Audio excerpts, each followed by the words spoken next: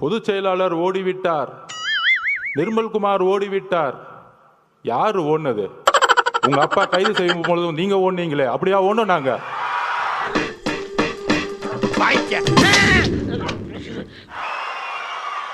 கலைஞர் கைது செய்யப்படும் பொழுது யார் ஓடினார்? திமுக வரலாறு தெரியுமா? என்ன பெரிய பூர்வீகம் சொல்லுவோம் வீகட்ட. பெரியார் எங்க ஊருக்கு வந்தார், மணியம்மையை பார்த்தார், கூட்டிக்கிட்டு போயிட்டார். நீங்க ஏதோ சொன்னீங்க, ஆனா என் காதுல இது ராங்கா விழுந்தது. அண்ணா அவர்கள் இது பொருந்தா திருமணம் என்று அறிக்கை விட்டார். கழகத்திலிருந்து வெளியேறினார். திமுக உருவானது. ஏண்டா தரித்திரம் முடிச்ச மூதேவி, உன் கதையில காரி குப்புற மாதிரி இருக்கு. கலைஞர் கைது செய்யப்படும் சொந்த மகன் ஓடினார். வரலாறு பத்தி பேச ஆரம்பிச்சு தாங்க மாட்டீங்க. நமக்குள்ளே இருக்கட்டும். அப்படியா? நீ என்ன சொன்னாலும் கேட்கணும். டிவி கேட்க வரலாறு தெரியாமல்ல, எங்களுக்கு மக்கள் இயக்கமாகவும் இருக்கும் தெரியும். உங்களை சூழ்ச்சிகளை சுப்ரீம் கோர்ட்ல போய் தூக்கி எறியவும் தெரியும். அழுகுறான், கண்ணீர் ஒளி பேண்ட்டுக்குள்ள போயினுக்குது, அழுவலன்ற. தமிழக சட்டமன்றத்தில் நமக்கு எதிராக நிகழ்த்தப்பட்ட ஓர் உரைக்கு ஒரு நாகரிக பதிலடி கொடுக்கணும்னு நான் நினைக்கிறேன். என்னடா நினைச்சுக்கிட்டு ஆளாளுக்கு அடிக்கிறீங்க?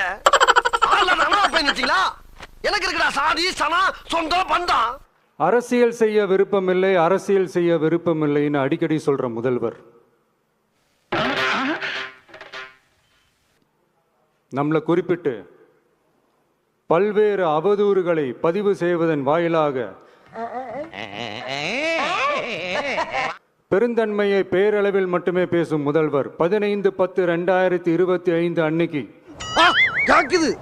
தமிழக சட்டமன்றத்தில் நமக்கு எதிராக பேசிய பேச்சில் எவ்வளவு வன்மத்தை கக்கியுள்ளார் என்பதையும் அறிவிக்கப்பட்ட 12 மணி கடந்து 7 மணி நேரம் கழித்துதான் வந்தார்.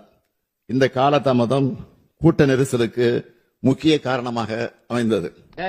இதெல்லாம் ஒரு காரணம். யாராவது மொட்டை அடிச்சுட்டு வந்தா அவன் தலையில தபையெல்லாம் வாசிப்பீங்க. அதெல்லாம் எனக்கு வாசிக்க தெரியாது. இங்கே அனைத்து கட்சி சார்ந்தவர்களும் இருக்கிறீர்கள். உங்கள் அனைவருக்கும் தெரிந்த விஷயம்தான். கூட்ட ஏற்பாட்டாளர்கள் சில முக்கியமான ஏற்பாடுகளை செய்ய வேண்டும். அதானே உலக வழக்கம். அவை அன்றைய தினம் கரூரில் செய்யப்படவில்லை. காலை முதல் காத்திருந்த மக்களுக்கு போதிய குடிநீர் இல்லை. ஐயோ, ஒரு பைத்தியக்கார பைலட் மாட்டிட்டு படுற பாடு. உணவு வழங்க எந்த விதமான ஏற்பாடுகளும் நிகழ்ச்சியை ஏற்பாடு செய்தவர்களால் செய்யப்படவில்லை. ரொம்ப திட்டவும் முடியல. ஒரு அளவுக்கு மேல வேணா வேற ஏதாவது வார்த்தையை பேசி விட்டுருமோன்னு வேற பயமா இருக்கு.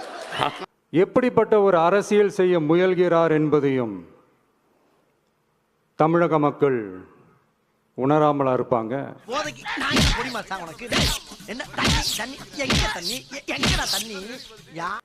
இந்த கரூரோட சேர்ந்து 5-6 மாவட்டத்துக்கு இந்த மக்கள் சந்திப்பு நிகழ்ச்சிகள்லாம் நடத்தியிருக்கிறோம், போயிருக்கிறோம். அங்கெல்லாம் இந்த லாஸ்ட் மினிட் வரைக்கும் எங்களுக்கு அந்த இடம் கொடுப்பாங்களா மாட்டாங்களா, எவ்வளவு இடைஞ்சல் பண்றாங்க, பெர்மிஷன் தருவாங்களா மாட்டாங்களா, இப்படியே இழுத்து அடிச்சுக்கிட்டு இருப்பாங்க. தான் நாகப்பட்டினத்தில் சொன்னது மாதிரி தான்.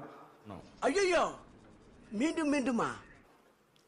நாங்கள் ஒரு இடம் செலக்ட் பண்ணி கேட்போம், மக்கள் நல்லா ஸ்பேஷியஸாக நின்று பார்க்குற மாதிரி பயக்காட்டிருக்கா. பட் அவங்க அதையெல்லாம் ரிஜெக்ட் பண்ணிட்டு மக்கள் நெருக்கடியோடு நின்று பார்க்குற மாதிரி ஒரு இடத்த செலக்ட் பண்ணி எங்களுக்கு கொடுப்பாங்க. ஒன்று தெரிஞ்சு போச்சுடா, இந்த பிரபஞ்சத்துல உங்க மத்தியில இந்த உசுரை காப்பாத்துறது ரொம்ப சிரமம்.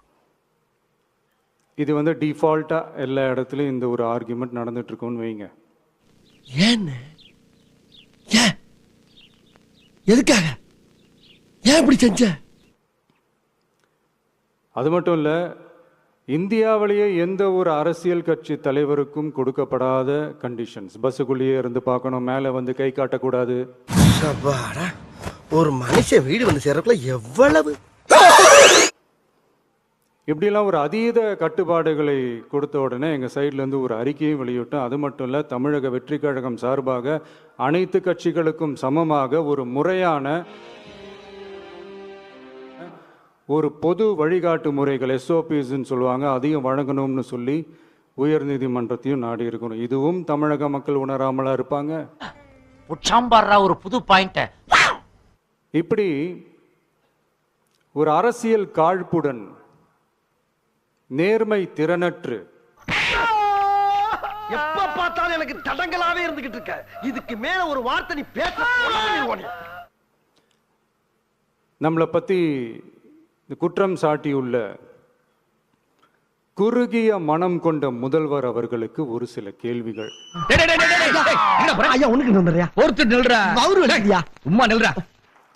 உச்ச நீதிமன்றத்தில், அதாவது 13/10/2025 அன்னைக்கு உச்ச நீதிமன்றத்தில் நடந்த அந்த விவாதங்களை வைத்தும் அந்தந்த உத்தரவுகளை வைத்தும் இந்த கேள்விகள்.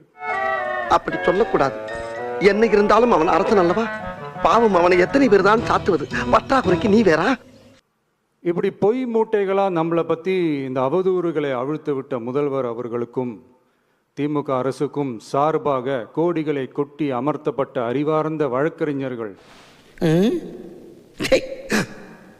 ஏன் இப்படி பாக்குறாரு? இந்த கபட நாடக திமுக அரசோட தில்லுமுல்லுகளை தாங்கி பிடிக்க இயலாமல் உச்ச நீதிமன்றத்தில் திக்கு திணறி நின்றது. ஏயா இன்னைக்கு நீ இப்படி உயிரை வாங்குற?